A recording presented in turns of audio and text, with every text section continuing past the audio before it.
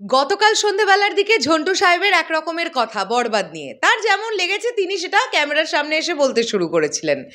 আজকে হঠাৎ করে একদম 180 ডিগ্রি অ্যাঙ্গেলে ঘুরে গিয়ে সমস্ত পজিটিভ কথা বলেছেন চ্যানেল আই অনলাইনকে। বিষয়টা কিন্তু খুবই ভালো লাগলো, যেটা ভালো লাগার সেটা বলতে হবে।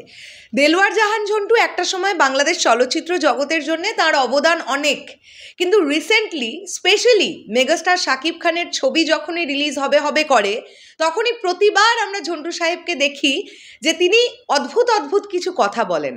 আর এখানে আমি গণমাধ্যমকারী কিছু বন্ধুদেরও একটু বলতে চাই যে মানুষটা দেখেন সবসময়ের জন্যই মেগাস্টার শাকিব খানকে নিয়ে উল্টোপাল্টা কথাই বলেন, আপনারা বারবার গিয়ে কেন তার মুখের সামনে বুমগুলো ধরেন? এটাও আমার একটা জানার প্রশ্ন। আসলে সবই টিআরপির খেলা, বোঝেন কি না ব্যাপারটা? কিন্তু চ্যানেল আইয়ের তরফ থেকে কিছুক্ষণ আগে যে প্রতিবেদনটি বেরিয়েছে এবং সেখানে দেলোয়ার জাহান ঝন্টুজি যে কথাগুলো বলছেন বরবাদ নিয়ে, তাতে করে কিন্তু তিনি আজকের বয়ান অনুযায়ী বরবাদ নিয়ে ইতিবাচক কি বলছেন তিনি, সেটা আমরা একটুখানি জানার চেষ্টা করব। হ্যালো আমার সাকিবিয়ান ভাইরা বোনেরা, চলে এলাম আরও একটা নতুন ভিডিও নিয়ে। সকলকে জানাচ্ছি শুভ সন্ধ্যা। আশা করছি তোমরা সকলে খুবই ভালো আছো। চ্যানেল আইয়ের এই প্রতিবেদনটিতে হেডলাইন করা হয়েছে, বরবাদ অ্যাকশন ছবি, ঈদে দর্শক এটাই দেখবে। এটা বলেছেন দেলোয়ার জাহান ঝন্টু যে বরবাদ অ্যাকশন ছবি, ঈদে দর্শক এটাই দেখবে। ভেতরে কি লেখা আছে দেখি।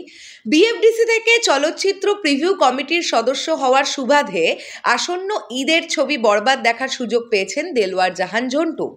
মঙ্গলবার সুপারস্টার শাকিব খান অভিনীত ঈদের ছবি হিসেবে আলোচনার তুঙ্গে থাকা বরবাদ দেখে তিনি মুক্তির আগে বেশি কিছু মন্তব্য করতে চাননি। তবে ঝন্টু শুধু এটুকুই বলেছেন, বরবাদ অ্যাকশন ছবি, ঈদে দর্শক এটাই দেখবে।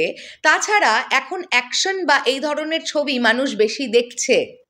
নির্মাতা ঝন্টু বলেন, বরবাদ বিগ অ্যারেঞ্জমেন্টের ছবি, মারপিট অ্যাকশন যথেষ্ট রয়েছে। দেখে বুঝেছি শাকিব এ ছবির জন্য কষ্ট করেছে।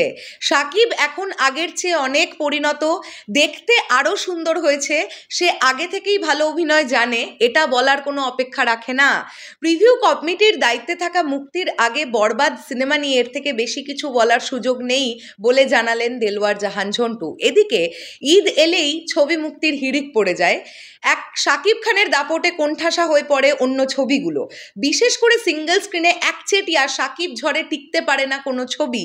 ঝন্টু বলেন, শাকিবই একমাত্র হিরো যার ছবির চাহিদা আছে এবং হল মালিকদের ওর ছবির প্রতি আগ্রহ বেশি, কারণ লাভ হয় ওকে দিয়ে। আমি 26টি সিনেমা প্রযোজনা করেছি, আমি তো জানি বিষয়গুলো। আমি বলবো, ঈদ এলে পাগলামি না করে অনেক ছবি রিলিজ হওয়া এটা ঠিক নয়। বরবাদ পরিচালনা করেছেন মেহেদি হাসান হৃদয়, শাহরিন আক্তার সুমির প্রযোজনায়। এতে আরও অভিনয় করছেন যিশু সেনগুপ্ত, মিশা সওদাগর, শহীদুজ্জামান সেলিম, ফজলুর রহমান বাবু সহ আরও অনেকে। কিছুদিন আগের বরবাদ টিজার ও গান প্রকাশিত হয়েছে, যা দেখে দর্শক প্রশংসা করেছেন। সব মিলিয়ে বলা যায়, প্রতিবারের মতো ঈদেও বরবাদ দিয়ে বাজিমাত করতে যাচ্ছেন মেগাস্টার শাকিব খান। এই কথাগুলো আপনারা একটা জিনিস লক্ষ্য করুন, এই যে বরবাদ নিয়ে যতটুকু কথা ঝন্টু সাহেব বলেছেন, এই কথাটুকু কিন্তু বলা যায়।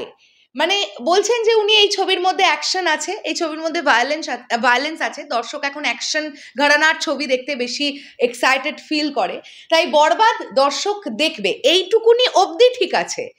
কিন্তু যেটা উনি গতকাল সন্ধ্যেবেলা পার্টিকুলার একটি গণমাধ্যমকে যেভাবে বলেছিলেন, সেটা কখনোই তো ঠিক নয়।